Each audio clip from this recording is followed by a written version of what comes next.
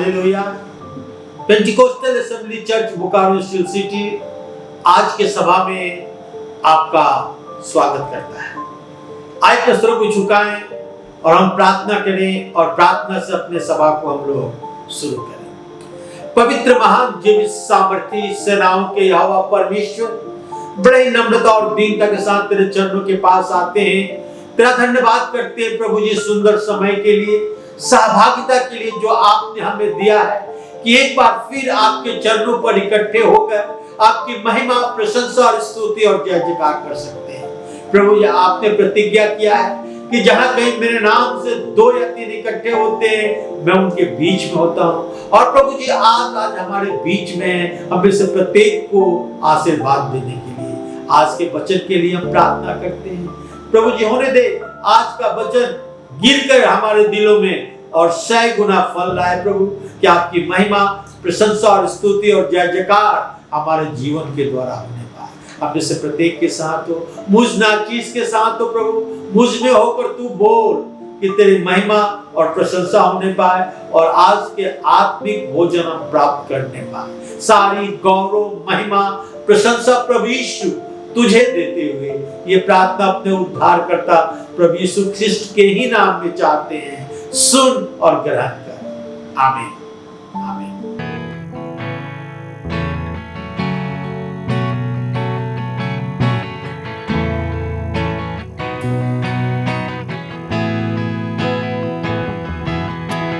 Jug Jyoti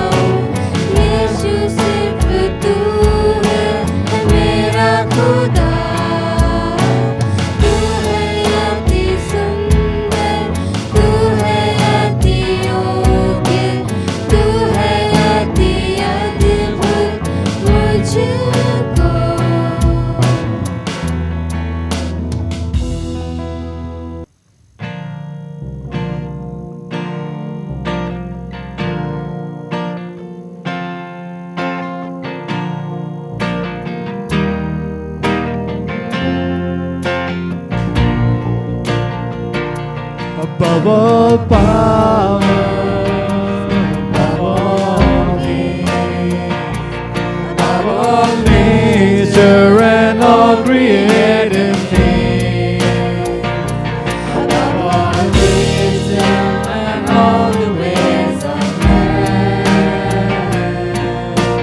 You were here before the world began.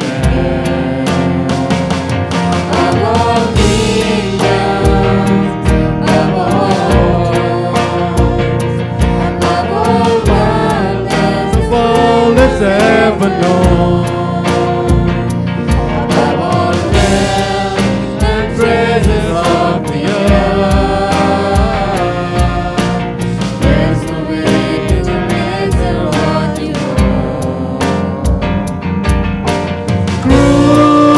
crucified, laid behind the stone, you lived, died, rejected and alone, like a rose trampled on the ground.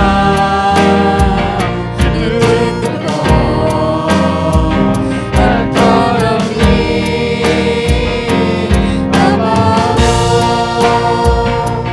above all powers, above all kings, above all nature and all created things, above all wisdom and all the ways of man.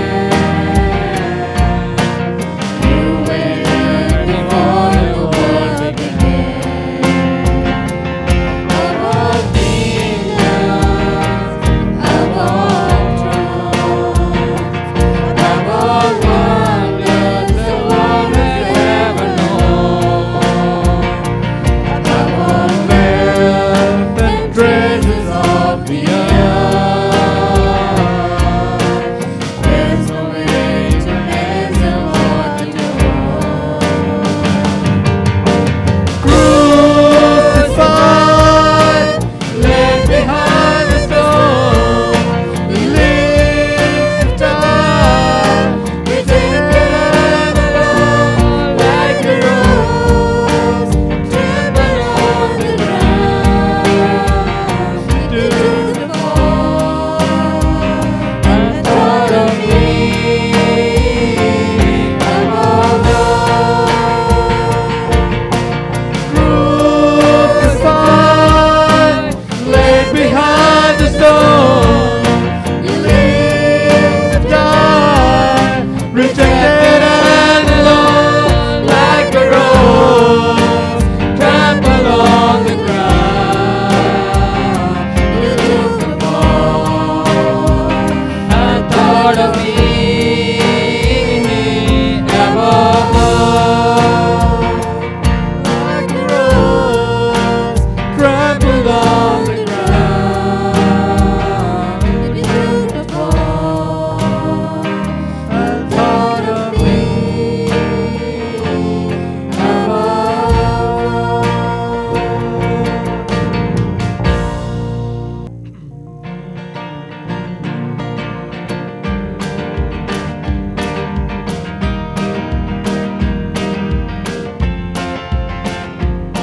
न सोने न चांदी से मिली आजादी, न दुनिया की दौलत से मिली नजात। सलीबी का खून मेरी आदि चट्टान है, और मुझे की मौत मुझे दे दी शिफा।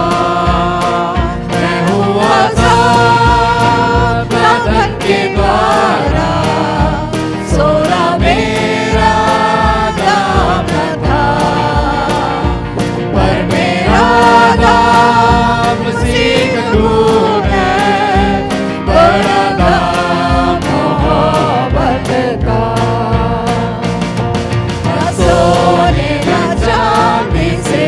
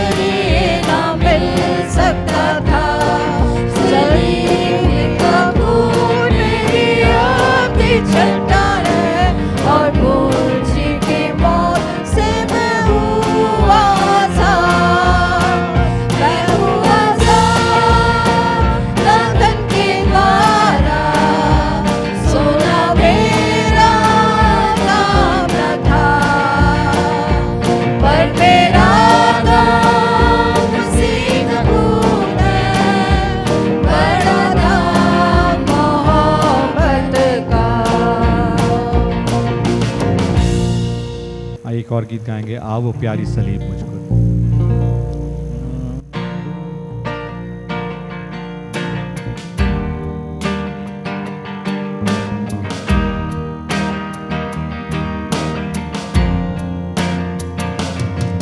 वो प्यारी सलीब मुझको देख पड़ती है, एक पहाड़ी पर जो खड़ी थी,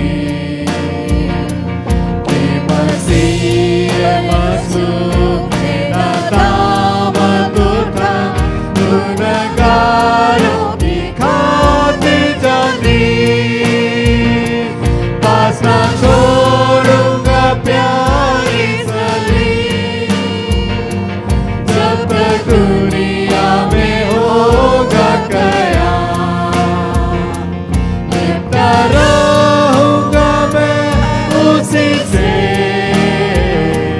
कि मासूम है आपकी आराम। आओ प्यारी सलीब जिसकी होती तकी है मुझको बेहद खुदा के महबूब और जलाली मसीह ने पहुंचाया उसे कलवरी, पास ना छोड़ूंगा प्यारी सलीब, जब तक दुनिया में होगा कया, लिपटा रहूंगा मैं उसी से,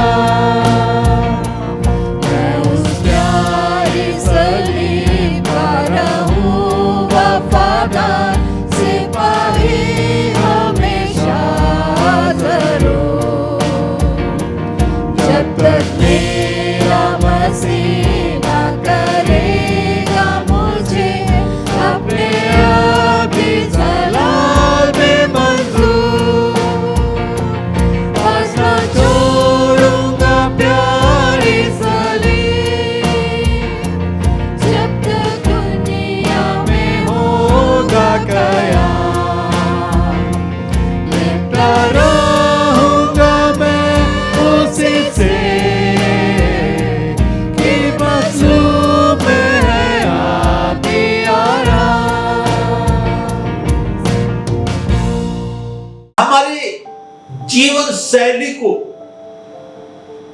बदलने की आवश्यकता होती है।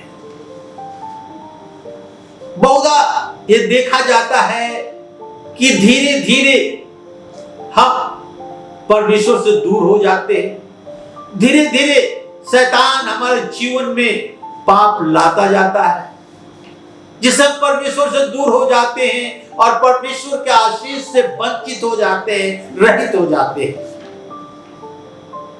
इसलिए आवश्यक है कि हमें अपने आप को जांचना है, अपने आप को परखना है कि परमेश्वर हमसे क्या कहना चाहता है, परमेश्वर हमसे कैसे बातचीत करना चाहता है। और बाइबल के एक ऐसे ही घटना की तरफ मैं आपका ध्यान आकर्षित करना चाहता हूं, जो यिर्मयाह की पुस्तक 18 अध्याय के 1 से 6 पद में लिखा है। Book of Jeremiah chapter 18 1 to 6। यहां इस प्रकार लिखा है, यहोवा की ओर से यह वचन यिर्मयाह के पास पहुंचा, उठ और कुम्हार के घर जा और वहां मैं तुझे अपने वचन सुनवाऊंगा। इसलिए मैं कुम्हार के घर गया और क्या देखा कि वो चाक पर कुछ बना रहा है, और जो मिट्टी के बर्तन बना रहा था वो बिगड़ गया। तब उसने उसी का दूसरा बर्तन अपनी समझ के अनुसार बना दिया। तब यहोवा का वचन मेरे पास पहुंचा, हे इस्राएल के घराने, यहोवा की यह वाणी है कि इस कुम्हार के समान तुम्हारे साथ क्या मैं भी काम नहीं कर सकता? देख, जैसा मिट्टी कुम्हार के हाथ में रहती है, वैसे ही हे इस्राएल के घराने, तुम भी मेरे हाथ में हो। तुम भी मेरे हाथ में हो। जैसा कुम्हार के हाथ में मिट्टी रहती है, वैसे ही हे इस्राएल के घराने, तुम भी मेरे हाथ में हो। ये घटना, ये बाइबल के पद हम कई बार पढ़ चुके होंगे, मगर आइए एक नए तरीके से हम इस पर प्रकाश डालें, इस पर सोचें कि परमेश्वर आज के दिनों में हमसे क्या बातचीत करना चाहता है। यिर्मयाह से कहा गया कि कुम्हार के घर जा और वहां मैं अपना वचन तुम्हें बताऊंगा। जब वहां गया कुम्हार के घर, तो देखता है कुम्हार चाक पर मिट्टी को रखकर कुछ बर्तन बना रहा है, और जो बर्तन बना रहा था वो बिगड़ गया। फिर वो अपने समझ के अनुसार उसी को एक बर्तन बना दिया। और परमेश्वर कहता है, जिस प्रकार कुम्हार के हाथ में मिट्टी है और वो जैसा चाहता है ऐसा उसका शक्ल देता है, वैसा उसे बना देता है, तो क्या हे इस्राएल के घराने, तुम भी मेरे हाथ में क्या मिट्टी के समान नहीं हो कि मैं तेरे जीवन को बना सकूं? यह दृष्टांत बहुत महत्वपूर्ण सिद्धांत परमेश्वर के कार्य के विषय में बतलाता है। एक बहुत ही महत्वपूर्ण सिद्धांत परमेश्वर के कार्य के विषय में बतलाता है। हमारा परमेश्वर के सामने हमारा समर्पण, हमारा विश्वास, हमारा सेवा भाव यह निर्धारित करता है कि परमेश्वर हमारे लिए क्या कर सकता है। हम कैसे अपने आप को परमेश्वर के हाथ में समर्पित कर देते हैं, हम कैसे परमेश्वर की सेवा करना चाहते हैं, यह निर्धारित करता है कि परमेश्वर हमारे लिए, आपके लिए क्या काम कर सकता है। हमारा परमेश्वर के प्रति वादा प्रतिज्ञा पूरा न करने पर परमेश्वर की पहली योजना बदल सकती है। यदि हम और आप परमेश्वर के अनुसार काम नहीं करते, जिस प्रकार परमेश्वर ने हमसे कहा था और हम वैसा नहीं करते, तो परमेश्वर अपने वादे को, अपने प्रतिज्ञा को बदल सकता है। यिर्मयाह की पुस्तक उसके 18 अध्याय के 10 पद में लिखा है, यिर्मयाह चैप्टर 18 वर्स 10, तब यदि वे उस काम को करे जो मेरी दृष्टि में बुरा है और मेरी बात न माने, तो मैं उन भलाई के विषय में जिसे मैंने उनके लिए करने के लिए कहा था पछताऊंगा।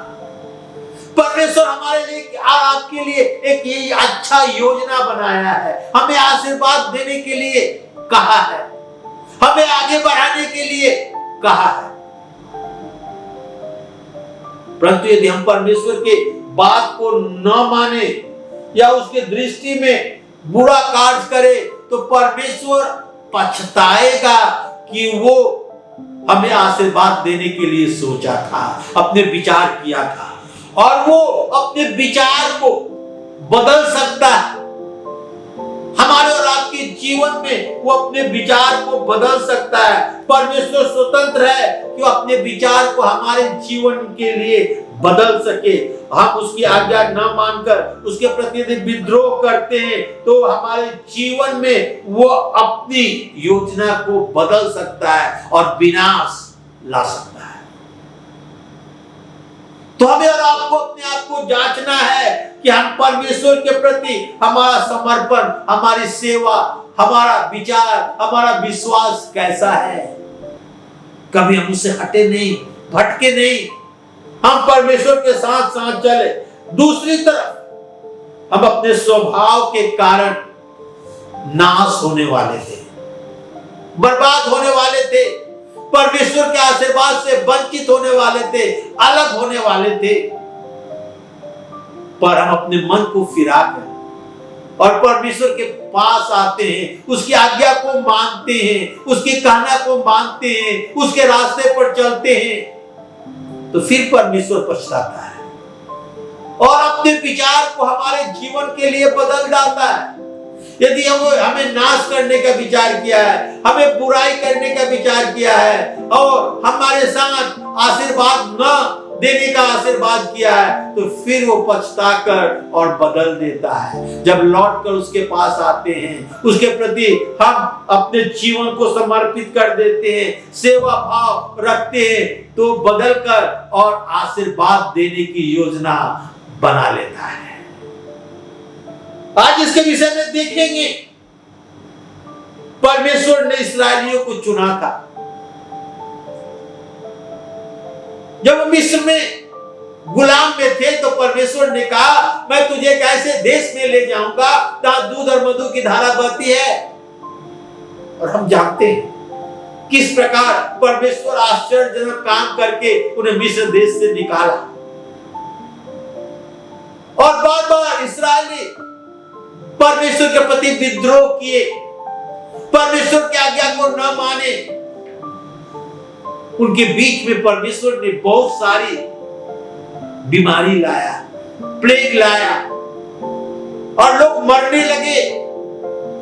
उनके बीच में सांप, जहरीली सांप को लाया जो काटने से लोग मरने लगे।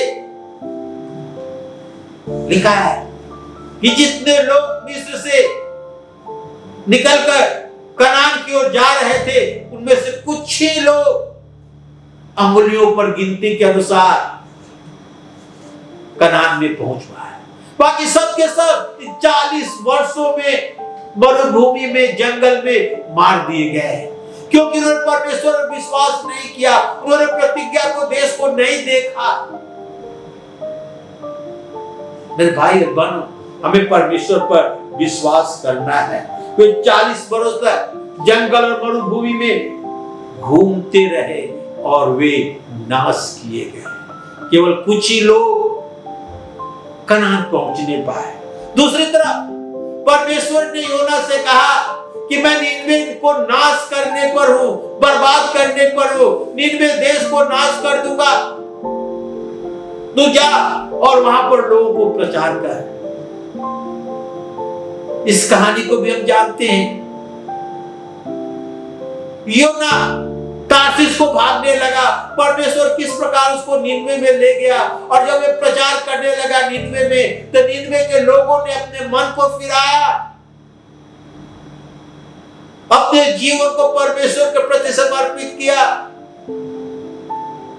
और परमेश्वर जो उन्हें नाश करने की योजना बनाई थी, अपने विचार को बदल दिया, अपने विचार को बदल दिया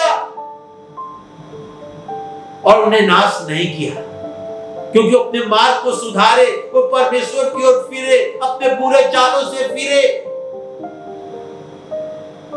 परमेश्वर कहता है, हे इस्राएल के घराने, तू मेरे हाथ में मिट्टी के समान है। जिस प्रकार कुम्हार के हाथ में मिट्टी रहता है और जैसे चाहता है वैसे बना देता है, वैसे भी तुम भी मेरे हाथ में हो। जैसे मैं चाहूं वैसे तुम्हारे साथ कर सकता।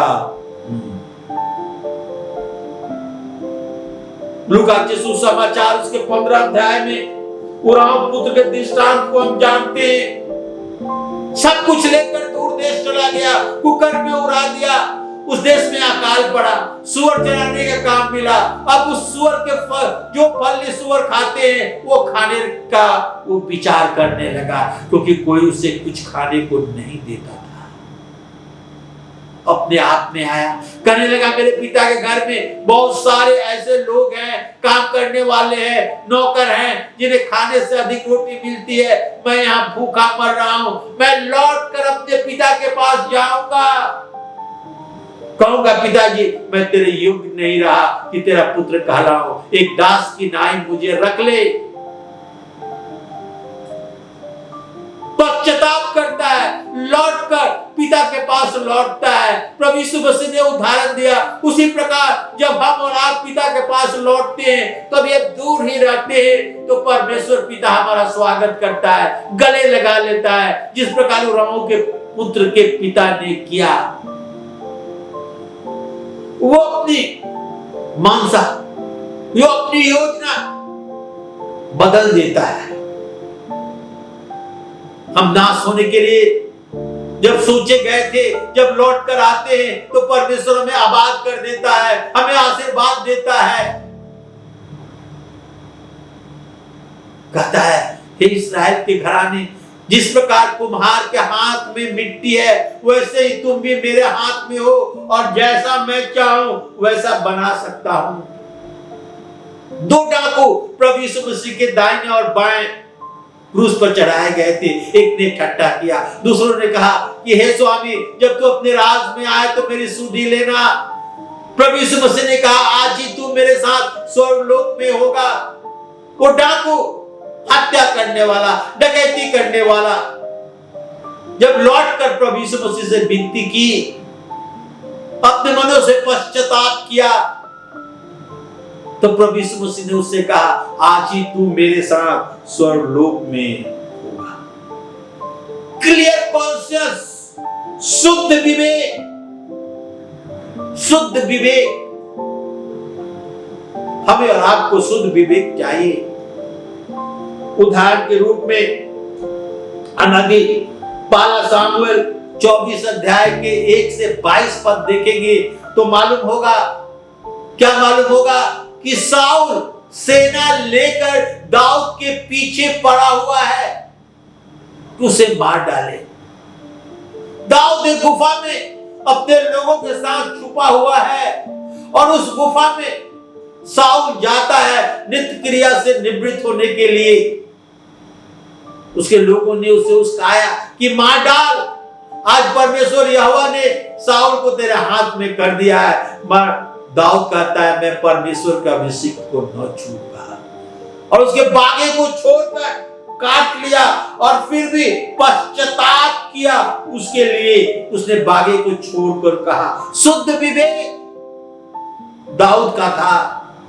वो हानि कर सकता था, वो मार सकता था साउल को, क्योंकि साउल तो उसके पीछे सेना लेकर उसे मारने के लिए आया था, परंतु यह उसको कुछ हानि नहीं किया। इसलिए परमेश्वर ने दाऊद को पूरे इस्राएल का राजा बनाया। मेरे भाई और बहनों, हमारा विवेक शुद्ध होना चाहिए।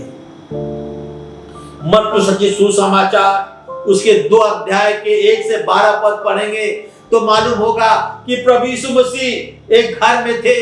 उस घर में भीड़ थी लोगों की, और प्रभु यीशु मसीह वचन सुना रहे थे, दरवाजे पर भी जगह नहीं था।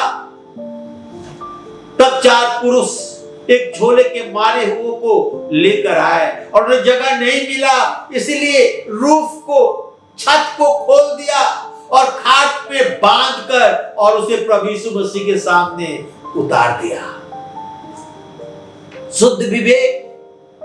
प्रभु यीशु मसीह ने उस झोले के मारे हुए को चंगा किया। मेरे भाई और बहनों, जब हम प्रभु यीशु मसीह के पास लौट कर आते हैं तो प्रभु यीशु मसीह हमें क्षमा कर देते और अपनी योजना को, अपने विचार को हमारे प्रति जो है उसे बदल देते हैं। आइए हम प्रभु यीशु मसीह के पास आए। स्ट्रिक्ट डिसिप्लिन, सही अनुशासन। दानियल के पुस्तक में हम और आप जाएंगे तो मालूम होगा, दानियल 1 अध्याय पढ़ेंगे तो लिखे हैं यहां पर कि जब लोग चुने गए थे कि राजा की कार्य में सहायता करे। उन्हें खाने पीने के लिए बहुत कुछ दिया जाता था जो मूर्ति से चढ़ाए हुए था, शराब, मांस इत्यादि। शद्रक, मेशक, अबेदनगो वो सब खाने से इनकार कर दिए, कहे कि हम ये नहीं खाएंगे।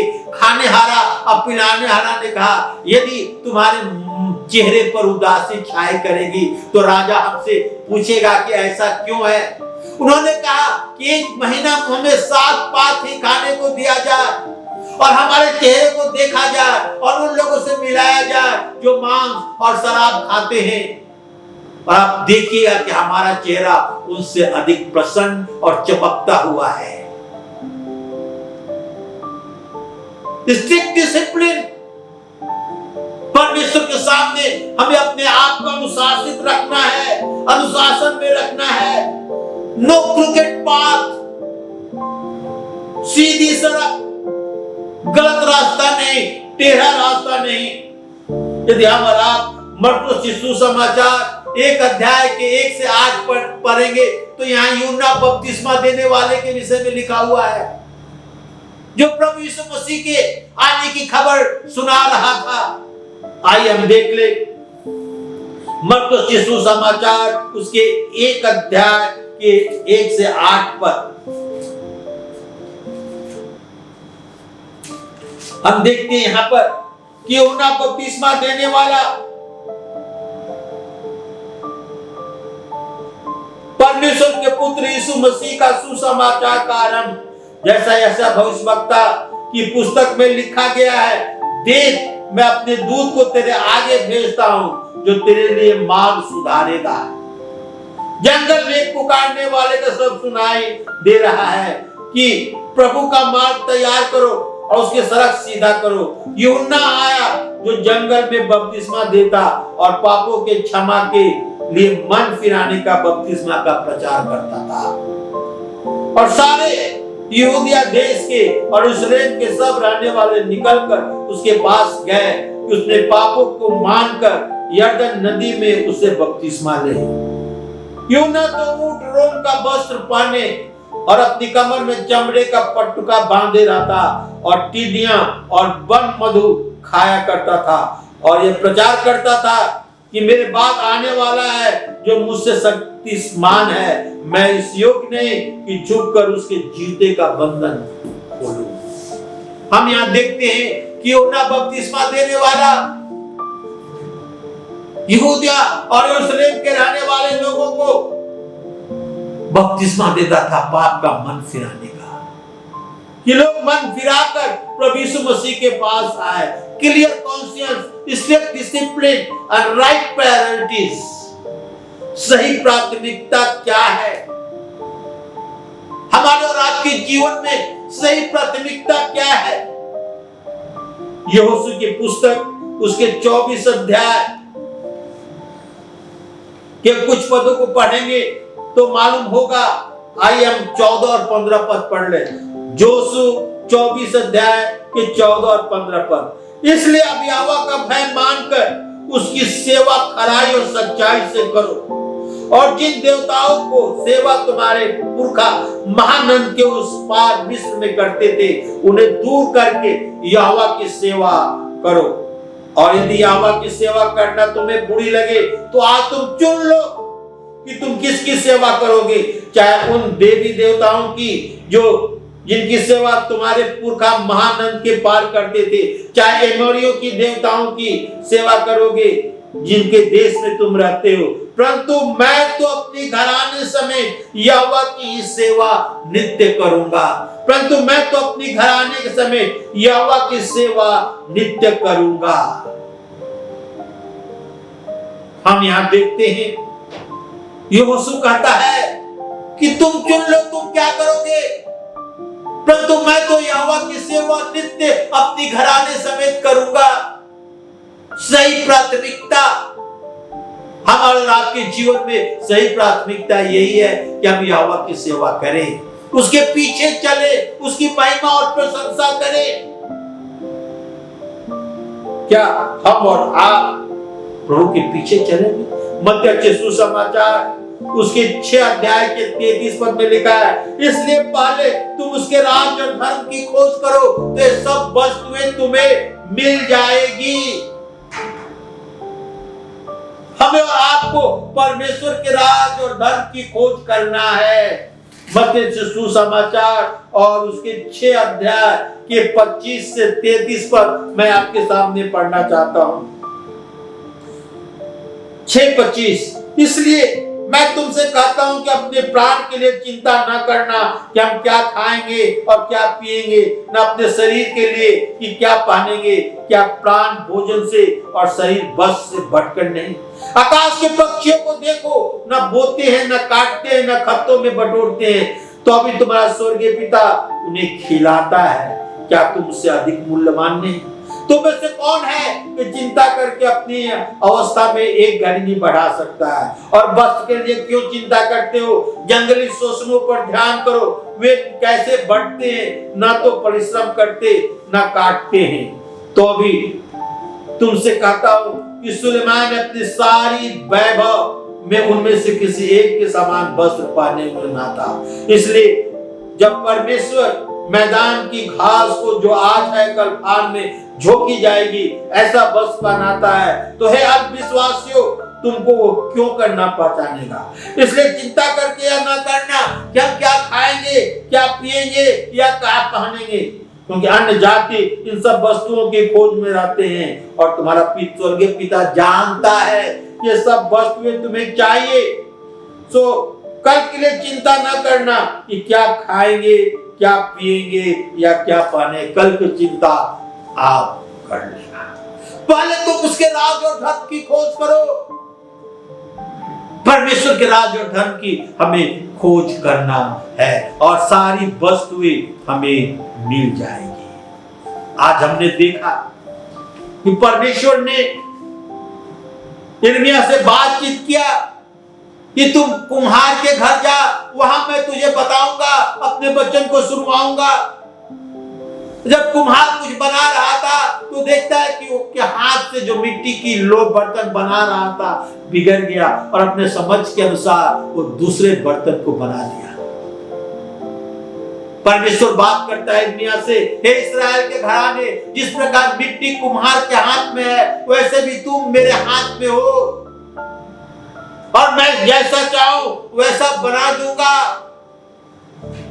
यदि परमेश्वर हमारे लिए अच्छा और आशीर्वाद का सोचा है, मनसा रखा है, विचार किया है, और जब परमेश्वर के रास्ते से भटक जाते हैं तो पछताता है, अपने विचार को बदल देता है। और जब अपने कार्यों के कारण परमेश्वर से दूर हो गए थे और परमेश्वर हमें नाश करने की योजना बनाई थी, और जब लौटकर परमेश्वर के पास आते हैं, अपने जीवन को परमेश्वर के हाथ में समर्पण कर देते हैं, तो परमेश्वर फिर अपनी योजना को हमारे अच्छाई के लिए, भलाई के लिए बदल देता है। आइए परमेश्वर के पास आए। जो प्रभु यीशु मसीह के पीछे चलना चाहते हैं उन्हें परमेश्वर के राज और धर्म की खोज करना है।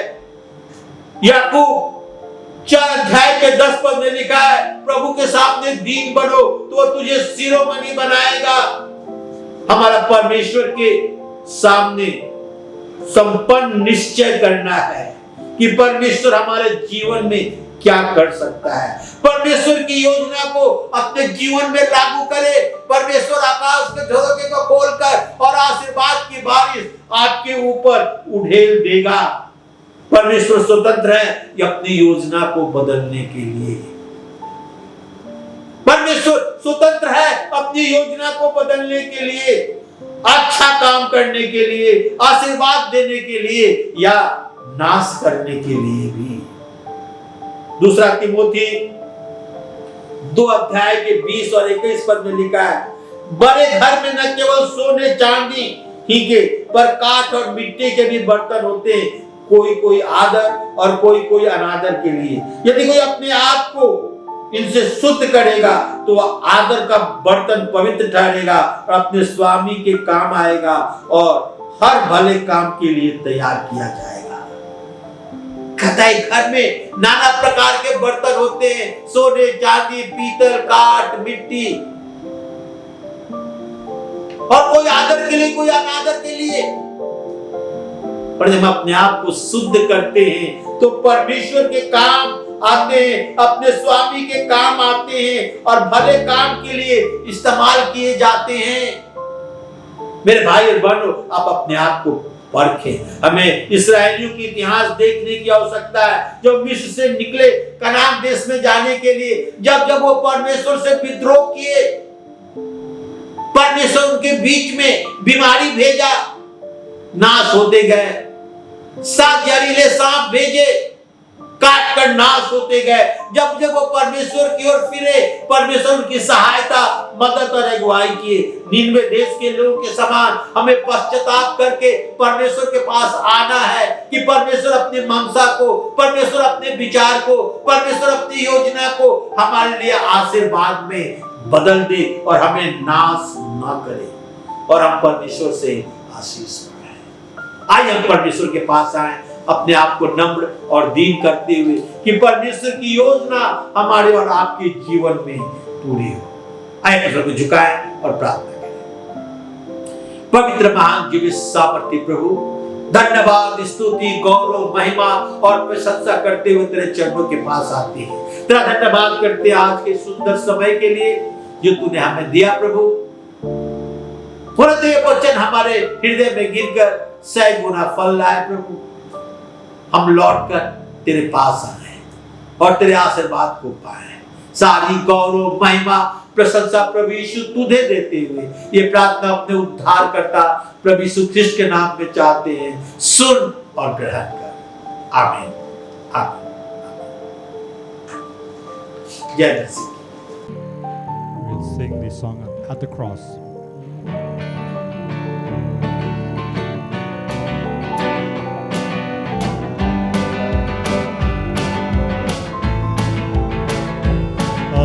Alas and